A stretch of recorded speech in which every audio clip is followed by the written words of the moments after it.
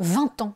Mais oui, ça fait 20 ans que nous avons des euros dans les poches et 20 ans qu'on nous explique à quel point c'est une merveille cette monnaie. Alors indéniablement, l'euro est entré dans les mœurs et l'euro est une évidence pour la plupart des Français.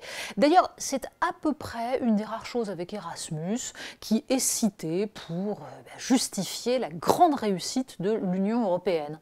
Erasmus, ça permet aux jeunes de voyager et l'euro, regardez, vous pouvez passer dans un pays européen sans changer de monnaie. Rien que pour ça, ça valait le coup. Bon, alors si on sort un petit peu des clichés, si on sort de ce genre d'ânerie et qu'on essaye de regarder concrètement où on en est. Premier point, oui, c'est une évidence, les populations européennes sont attachées à l'euro. Pourquoi? Est-ce que c'est par habitude? Est-ce que c'est par peur d'un éventuel chaos? Ça reste à déterminer. La deuxième option est sans doute la plus juste, mais peu importe, c'est un fait. Les Français, pas plus que les autres, ne veulent sortir de l'euro. Pour autant, une fois qu'on a dit ça, est-ce qu'on a tout dit? Ça fait 20 ans qu'on nous sort un récit mythologique autour de cette monnaie. On peut même considérer que c'est un des sujets sur lesquels a pesé la plus forte chape de plomb, notamment dans les médias. De fait, l'euro a été pendant 20 ans un sujet tabou et il était interdit pour un journaliste économique de se poser simplement la question des défauts de l'euro ou de l'opportunité d'une monnaie unique.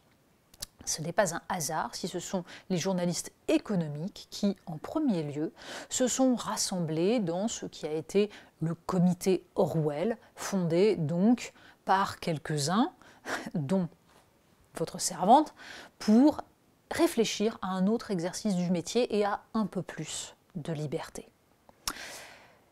Parce qu'au de fait, derrière la mythologie, l'idée d'une monnaie qui nous permettrait de nous endetter, qui nous aurait sauvés de la crise financière, de la crise des subprimes, sans laquelle nous ne pourrions rien faire et nous aurions disparu, il y a des questions réelles à poser et pour les poser, il faut revenir aux origines de l'euro.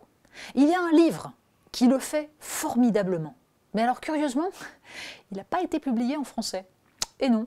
Il faut le lire en anglais. Il s'appelle Euro Tragedy.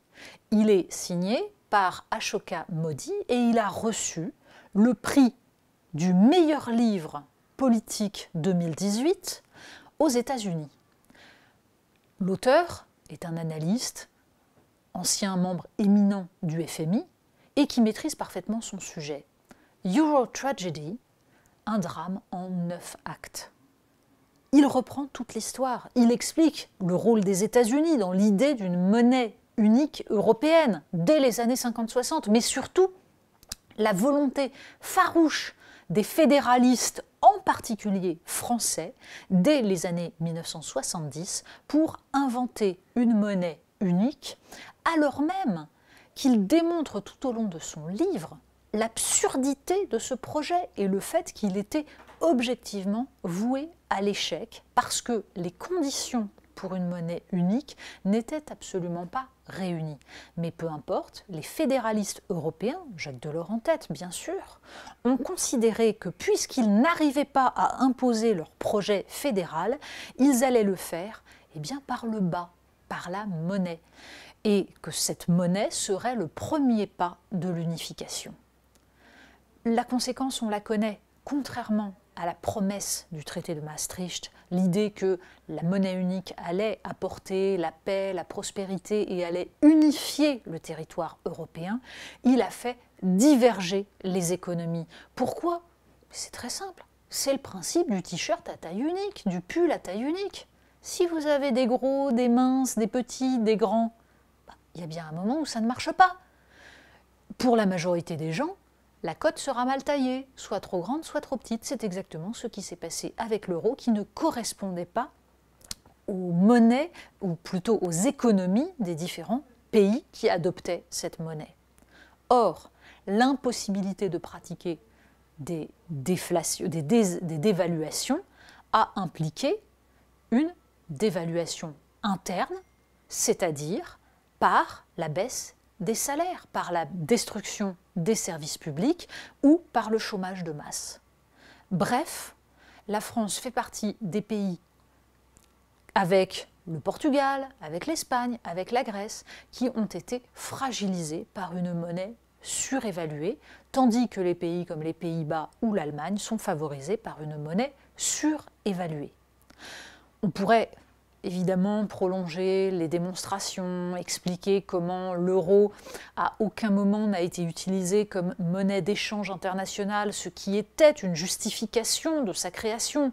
À aucun moment, en fait, les instances européennes ne se sont battues pour faire de l'euro un concurrent du dollar. Et pour cause, ça n'était pas en fait le projet, puisque dans l'idée notamment des concepteurs de l'Union européenne et de leur soutien américain, il ne fallait surtout pas que l'Union européenne soit une puissance. Bref, on en est là. On en est là sur le fait qu'on continue à maintenir un récit totalement hors sol et effarant qui masque une réalité problématique. Pour autant, les économies sont totalement imbriquées. Sortir de l'euro aujourd'hui, dans l'état actuel de l'économie française, est évidemment un risque absolument majeur, que les Français n'ont aucune intention de prendre. Mais continuer à se voiler la face, justement pour ne pas donner des billes aux anti-euros, est une folie. Pourquoi? Parce que la seule façon de s'en sortir est de ne pas continuer à détruire l'économie française, à désindustrialiser de façon massive. La seule façon, eh bien, c'est au contraire de regarder les défauts de l'euro, de les pointer et de réfléchir à la façon dont on peut aujourd'hui mener une politique économique dans ce contexte-là.